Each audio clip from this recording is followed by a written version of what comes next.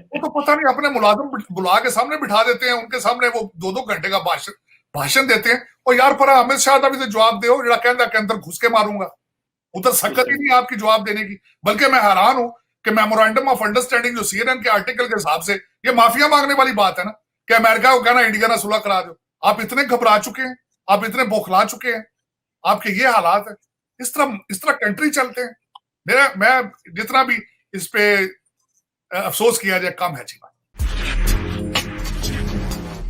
मेरे लिए सबसे ज्यादा तशवीश ये आई थी जो नया क्वाड बना है चीमा साहब। नए क्वाड में यूएई साथ गया, इजराइल साथ गया, इंडिया और अमेरिका के। यूएई ने क्या किया है, जो इस मंडे वाले दिन उन्होंने वहां पे डील साइन की है to build the infrastructure in Kashmir. मैं दाद देता हूं उनकी स्मार्टनेस की, पूछे किस तरह।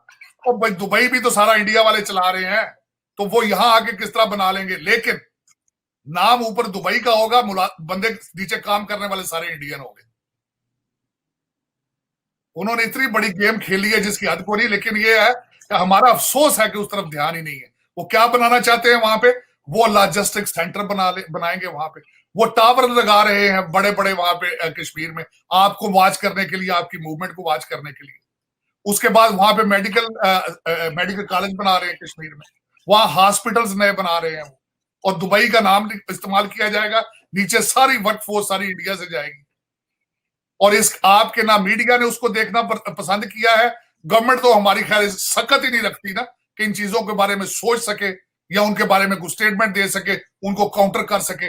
मैंने आपको बड़ी गलत मिसाल दी थी थोड़े दिन पहले कि जब भी शिप डूबना शुरू होता है चूहे सबसे पहले भागते हैं। तो आपके इस वक्त कैबिनेट के चूहे भागने शुरू हो चुके हैं, वो अपनी पार्टियों से माफिया मांग रहे हैं। हालात खराब हैं, इतने खराब है कि आज पता ही नहीं है कि गवर्नमेंट कहां है। गवर्नमेंट रावलपिंडी में है, अपारा में है, या वजीर आजम हाउस में बनी गाला में है, गवर्नमेंट के अंदर कोई पता नहीं। और आपका क्या ख्याल है, ये कंफ्यूजन इंटरनेशनल कम्युनिटी, दूसरे ममालिक, यूनाइटेड नेशंस, इंडिया, ये फील नहीं कर रहा, वो ये नहीं देख रहा कि इस वक्त क्या हो रहा है। लेकिन अफसोस के साथ कि पाकिस्तान के बासी इस चीज पे उनके माथे पे बल भी नहीं, अफसोस के साथ। बिल्कुल सही कह रहे हैं। और तारड़ साहब एक छोटा सा रेफरेंस दे दूं, फिर अगला सवाल मैंने करना है आपसे कि इंडिया तो चाइना और पाकिस्तान को क्रिटिसाइज करता है जब सी पैक कश्मीर और जीबी से गुजरता है, वो कहते हैं ये डिस्प्यूटेड टेरिटरी है। लेकिन आपने जिस तरह कहा कि पाकिस्तान के मीडिया से एक लफ्ज भी नहीं निकला कि दुबई गवर्नमेंट अगर इन्वेस्टमेंट करेगी कश्मीर में, क्योंकि वो तो हमारे वीजे बंद कर देते हैं दुबई वाले। तो हमारा वजीर खारजा तो 2-2 3-3 दिन जाकर बैठा रहता है वहां पे दुबई में कि जनाब साढ़े वीजे खोलो, ज्यादती ना करो। तो हमने उनको क्या कह रहे हैं कि आप इन्वेस्टमेंट ना करें, वो हमें कह सकते हैं। इंडियंस ने प्रेशर डाला था कि, और बार बार किया और बड़ा रोज शोर डाला, और चाइनीज को कहा और हमें कहा कि आप ये डिस्प्यूटेड टेरिटरी है। देखिए उनका हौसला, उनकी ताकत देखें कि वो उसको डिस्प्यूटेड टेरिटरी कह के चीनी इन्वेस्टमेंट में क्वेश्चन मार्क लगाते हैं। और हम और यूएई हमारी 70 साल 75 साल ओआईसी में मदद करता रहा कश्मीर के ऊपर, और आज देखें वो क्या कर रहे हैं। ठीक है, वो आपकी बात सही है, वो दुबई वाले, वो इंडियंस ही दुबई चला रहे हैं सर। अभी रिसेंट जो ये अभी इसको टर्की वाला और पाकिस्तान को दोबारा ग्रे लिस्ट में डाला गया है, उसको मैं बड़ी डिटेल से, बड़े मैंने आर्टिकल उस पर पढ़े हैं, क्लियर नजर आ रहा है उसको कि इंडिया की सपोर्ट हासिल है, इंडिया की वो जेब में है। और दूसरा ये कि आपका बिहेवियर, डबल स्टैंडर्ड, करप्शन, आपका क्या ख्याल है कि उनको नहीं पता कि आप क्या चाहते हैं। आप डॉलर चाहते हैं, डॉलर के लिए आप बिल्कुल आपके हालात बहुत खराब है। आप चाइना पीछे हट गया, पहले चाइना के नारे लगाते थे, चाइना पीछे हटा है।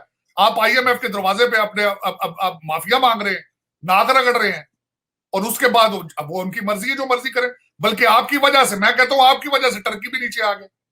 मैं यहाँ पे आईएमएफ के बारे में थोड़ा सा ये बताना चाहूंगा आपको कि देखने वालों को कि आईएमएफ क्या है। आईएमएफ बनाया गया है G7 कंट्रीज में बनाया गया है, एक प्रेशर ग्रुप है। और मैं ये यहाँ पे ये 2-4 चीजें इंफॉर्मेशन के लिहाज से ऐड करना चाहता हूं कि 3 ममालिक नए ऐड किए गए हैं, जिसमें टर्की है, जॉर्डन है और माली है। ये 3 कंट्री आए हैं। तो आपके हालात माली जैसे हैं, आपके हाल, आपको अमेरिका में वाशिंगटन में बैठ के कंपेयर किया जाता है तो सोमालिया के साथ कंपेयर किया जाता है, और वाकई आपके हालात सोमालिया जैसे हैं। अब उसमें ये मैं बताना चाहूंगा मजीद इसमें कि उन्होंने इसमें, अगर उसमें हमाद अजहर साहब गए थे रिप्रेजेंट करने, उनके मुताबिक 27 में से 26 कंडीशंस हमने मान ली हैं, और आखिरी कंडीशन वो भी 3-4 महीने में पूरी हो जाएगी। और उसमें मैं ये बताना चाहूंगा जो कंट्री पहले आपको सपोर्ट करते थे वो चाइना था, टर्की था और मलेशिया था। अब उनमें से एक -1 कर लें टर्की, पीछे 2 मुल्क रह चुके हैं, अब वो देखें आपका कितना साथ देते हैं। अब आप कहते हैं हमें ग्रे लिस्ट से निकाला जाए, तो उनकी स्टेटमेंट, डॉक्टर मार्कस जो उसके हेड हैं, उनकी स्टेटमेंट ये है कि शुक्र करो हमने आपको ब्लैक लिस्ट नहीं कर रहे। आप कहते हैं ग्रे से निकालें, उनकी स्टेटमेंट पढ़े, उन्होंने जो अपने इस सारी मीटिंग के बाद कहा है, उन्होंने कहा कि अभी हमने आपको ब्लैक लिस्ट में नहीं डाला। आप कहते हैं ग्रे से निकालें, वो आपको ब्लैक लिस्ट की तरफ फेंकना, घसीट रहे हैं। वो उधर ले जाना चाहते हैं, आप निकलना चाहते हैं। अब और एक बात है, किसी ने आज तक नहीं बताया आपको ग्रे इसमें फैटफ की ग्रे लिस्ट में रहने की सजा क्या मिलती है। आपको एक तो खैरात मांगने जाते हैं तो खैरात नहीं मिलती, आपका सबसे बड़ी वजह तो ये है। दूसरा, आपको $30 मिलियन पर ईयर आपका खर्चा एडिशनल है। अब टर्की को इस चीज का भी इबरत का निशान बनाया गया है कि सीरिया में वो कोई लोगों को फंड कर रहे थे, ग्रुपों को, वो फलस्तीन को फंड कर रहे थे। रिसेंट उन्होंने आजरबाईजान की हेल्प की है। और दूसरा बात यह है कि आपके बाइलैटरल उनके साथ और डिफेंस कॉन्ट्रैक्ट थे, और उनसे आप ड्रोन मांग रहे थे टर्की से, वो रोकना था सिलसिला उन्होंने, उनको भी उन्होंने रेड फ्लैग पे लाना था। वो बेचारे जो उनकी टूटी फूटी इन्वेस्टमेंट जा रही थी टर्की के अंदर, वो भी रुक जाएगी। मेरा मकसद है कि अब हालात ये हैं कि आप जिस चीज को हाथ लगाते हैं वो पत्थर बन जाता है। क्यों बन जाता है? क्योंकि आपकी करप्शन, आपकी डबल स्टैंडर्ड, आपकी डॉलर से मोहब्बत, आपकी दुबई के प्लाजे, आपके बच्चे सारे, मैंने जिस तरह बताया, आपके इस वक्त जो रूलिंग एलीट है उन सब के बच्चे फॉरेन नेशनल है, सबके बच्चे बाहर हैं। ये आपका फैशन है पाकिस्तान में कि बच्चे लंदन या न्यूयॉर्क में पढ़ रहे हो, ये फैशन है। चाहे वो आगे बन रहे हो, आगे वो नशों पे लग जाए, आगे वो मेरा जो मर्जी बन जाए, लेकिन ये फैशन है कि आपका हर बंदा जो करप्ट आदमी है, वो फैशन है कि वो कहता है कि साल में 2-3 दफा मैं शॉपिंग भी बाहर करूं और मेरे बच्चे भी बाहर से पढ़ें। चाहे उसके बाद वो जिस तरह वो इस्लामाबाद में मर्डर करते हैं, जिस तरह चाहे वो बन जाए, बन हो ही जाते हैं। जब आप गलत देखे ना, 2 चीजें मैं इसमें चीमा साहब बिलीव करता हूं, जो आप बीजते हैं वही काटते हैं। अगर आप गलत चीजें बीजेंगे तो गलत रिजल्ट ही निकलेंगे ना। आप गंदम लगा के वहां से आम के पेड़ तो नहीं ना काट सकते, वो जो आप बीजते हैं वही है। तो मेरा मकसद इस वक्त हमारा जो ट्रेंड फैटफ में है, हम उस वक्त इस वक्त जोर है उनका, देखे ना उनके आपके ऊपर प्रेशर क्या है।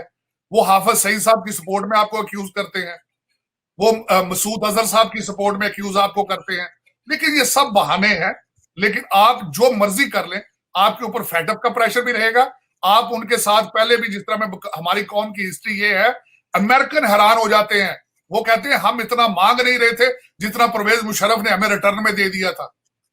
आप एयर स्पेस उनकी यूज भी कर रहे हैं, आप अभी आप मान भी नहीं रहे हैं, आप एब्सोल्युटली नॉट भी कह रहे हैं। आपने ट्रक की बत्तियां मुख्तलिफ रखी हैं, कौम को वो दिखा देते हैं। कौम बेचारी आपने जो आखिरी टीका लगाया इसको बर्दाश्त नहीं कर रही, नहीं कर पाएगी। उसकी वजह यह है कि महंगाई इंटरनेशनल फनामना है, लेकिन पाकिस्तान में महंगाई प्लस करप्शन, ये 2 टीके developing country, third world countries में काबिल बर्दाश्त नहीं। और तारक साहब, ये देखें कितनी बदकिस्मती है कि वो कह रहे हैं कि मेमोरेंडम ऑफ अंडरस्टैंडिंग करना है आपके साथ, लेकिन वो ऑलरेडी आपकी एयर स्पेस इस्तेमाल कर रहे हैं। वो पहले कर रहे हैं लेकिन कह रहे हैं हमारे साथ कर लें। अब ये देखें, ये डबल मजाक है कि वो इस्तेमाल कर रहे हैं लेकिन ये कह रहे हैं हमारे साथ मुआहदा कर लें, जो आप कर रहे हैं ना उसका हमारे साथ मुस्तकबिल में मुआहदा कर लें। ये तो यहाँ पे चल रहा है। चीमा साहब, मेरे ख्याल में नजर ये आता है, वो कहते हैं इस्तेमाल तो पहले कर रहे हो, कोई फीस भी दे जाया करो ना, कोई डॉलर भी दे जाओ। सबसे बड़ी बात ये, हमारी हर चीज तो डॉलर रिलेटेड होती है।